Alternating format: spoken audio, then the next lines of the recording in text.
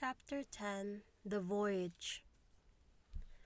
All that night we were in a great bustle, getting things stowed in their place in boatfuls of Squire's friends, Mr. Blandley and the like, coming off to wish him a good voyage and a safe return. We never had a night at the Admiral Benbow when I had half the work and I was dog-tired, when a little before dawn the boatswain sounded his pipe and the crew began to man the capstan bars. I might have been twice as weary, yet I would not have left the deck. All was so new and interesting to me, the brief commands, the shrill note of the whistle, the men bustling to their places in the glimmer of the ship's lanterns.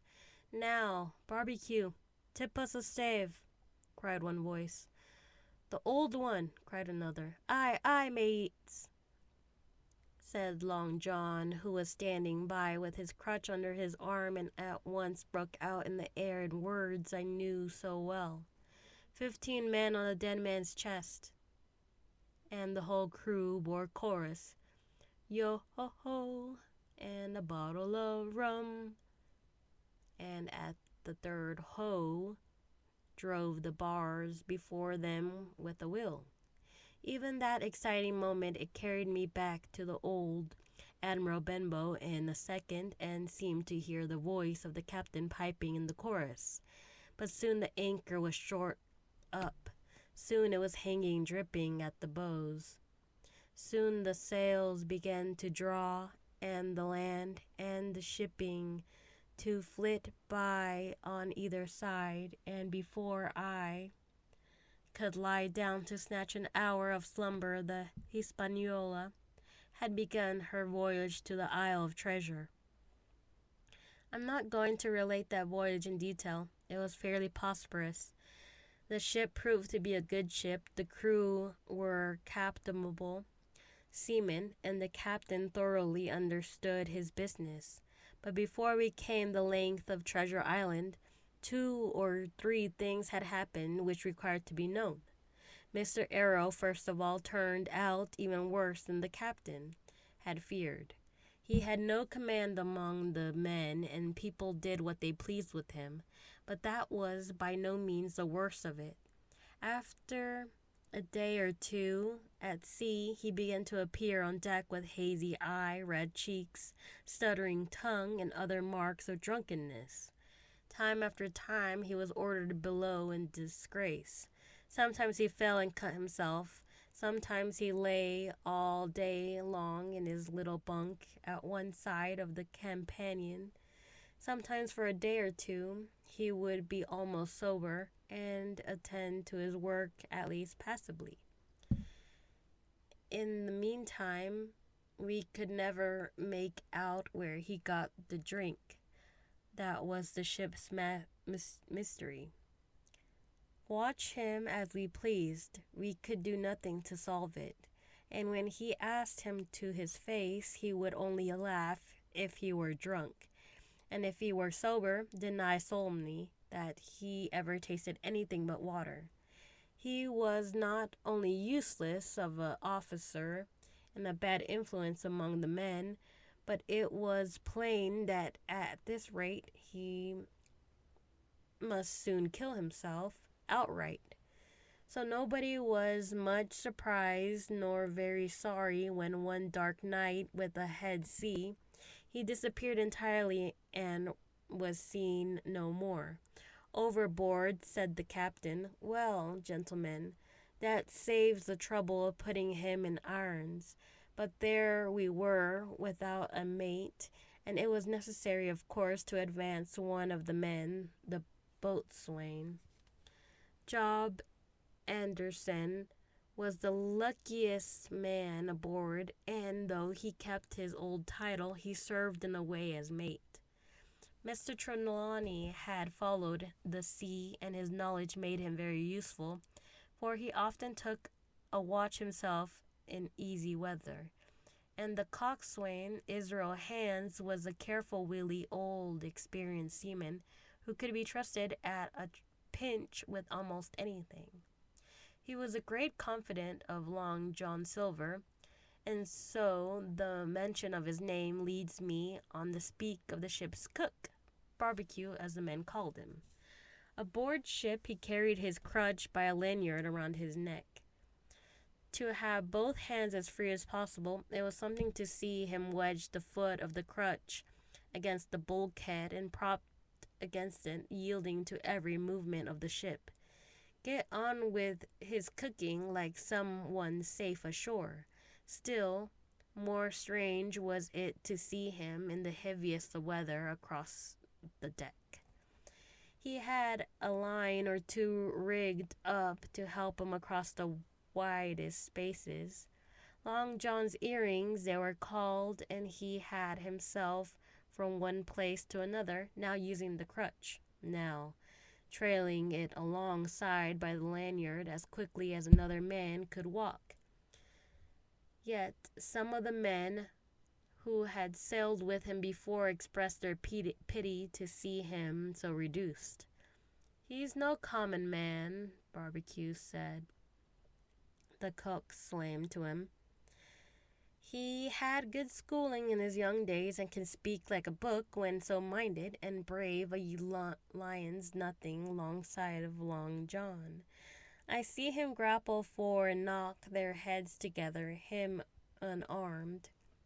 All the crew respected and even obeyed him. He had a way of talking to each and doing everybody some particular service. To me he was unweariedly kind and always glad to see me in the galley, which he kept as clean as a new pin, the dishes hanging up burnished, and his parrot in a cage in one corner. 'Come away, Hawkins,' he would say. 'Come and have a yarn with John. Nobody more welcome than yourself, my son. Sit you down and hear the news. Here's Captain Flint. I calls my parent Captain Flint. After the famous buccaneer, here's Captain Flint predicting success to our voyage. Wasn't you, Captain?' And the parrot would say with great rapidity, 'Pieces of 8, pieces of 8, pieces of 8, until you wondered what that was, not out of breath. Or till John threw his handkerchief over the cage. 'Now that bird,' he would say, 'is maybe 200 years old. Hawkins, they live forever mostly, and if anybody's seen more wickedness, it must be the devil himself. She sailed with England. The great Captain England, the pirate. She's been at Madagascar and at Malabar and Surinam and Providence and Portobello. She was at the fishing up of the wrecked plate ships. It's there she learned pieces of 8, and little wonder. 350,000 of them, Hawkins. She was at the boarding of the Viceroy, the Indies out of Goa. She was, and to look at her, you would think she was babby. But you smelled powder, didn't you, Captain? Stand by to go about,' the parrot would scream. 'Ah, she's a handsome craft, is she?' the cook would say, and give her sugar from his pocket, and then the bird would peck out the bars and swear straight on, passing belief for wickedness. 'There's John,' would add, 'you can't touch pitch and not be mucked, lad. Here's this poor old innocent bird of mine swearing blue fire, and none the wiser. You may lay to that.' She would swear the same in a manner of speaking before a chaplain. And John would touch his forelock with a solemn way he had that made me think he was the best of men. In the meantime, the squire and Captain Smollett were still on pretty distant terms with one another. The squire made no bones about the matter. He despised the captain. The captain, on his part, never spoke, but when he was spoken to, and then sharp and short and dry, and not a word wasted. He owned, when he driven into a corner, that he seemed to have been wrong about the crew. that some of them were as brisk as he wanted to see, and all had behaved fairly well. As for the ship, he had taken a downright fancy to her. She'll lie a point nearer wind than a man has a right to expect of his own married wife, sir. But, he would add, all I say is we're not home again, and I don't like the cruise. The squire at this would turn away and march up and down the deck, chin in air. A trifle more of that, man, he would say, and I shall explode. We had some heavy weather which only proved the qualities of Hispaniola. Every man on board seemed well content, and they must have been hard to please if they had been otherwise for it. Is my belief there was never a ship's company so spoiled since Noah put to sea. Double grog was going on the least excuse. There was duff on old days, as for instance, if the squire heard if was any man's birthday, and always barrel of apples standing broached in the waist for anyone to help himself that had a fancy. Never knew good come of it yet, the captain said to Dr. Livesey.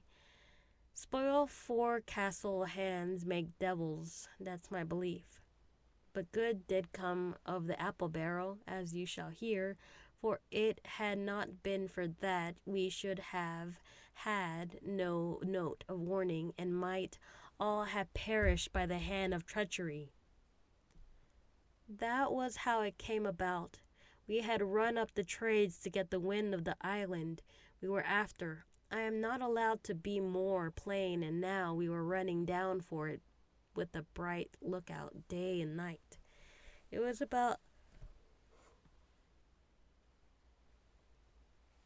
the last day of our outward voyage by the largest computation, some time that night, or at least before noon of the morrow, we should sight the treasure island. We were heading SSW and had a steady breeze abeam and quiet sea. The Hispaniola rolled steadily, dipping her bowsprit now and then with a whiff of spray. All was drying alow and aloft. Everyone was in the bravest spirits because we were now so near an end of the first part of our adventure. Now, just after sundown, when all my work was over and I was on my way to my breath, it occurred to me that I should like an apple.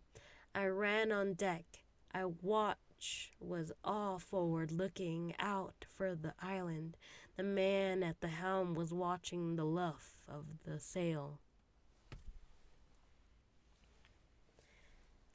and whistling away gently to himself, and that was only sound excepting the switch of the sea against the bows and around the sides of the ship. In I got bodily into the apple barrel and found there was scarce an apple left. But sitting down there in the dark, what with the sound of the waters and the rocking movement of the ship, I had either fallen asleep or was on point of doing so when a heavy man sat down with rather a clash close by. The barrel shook as he leaned his shoulders against it, and I was just about to jump up when the man began to speak. It was Silver's voice, and before I had heard a dozen words, I would not have shown myself for all the world, but lay there, trembling and listening, in the extreme of fear and curiosity, for from these dozen words I understood that the lives of all the honest men aboard depended upon me alone. End of chapter 10.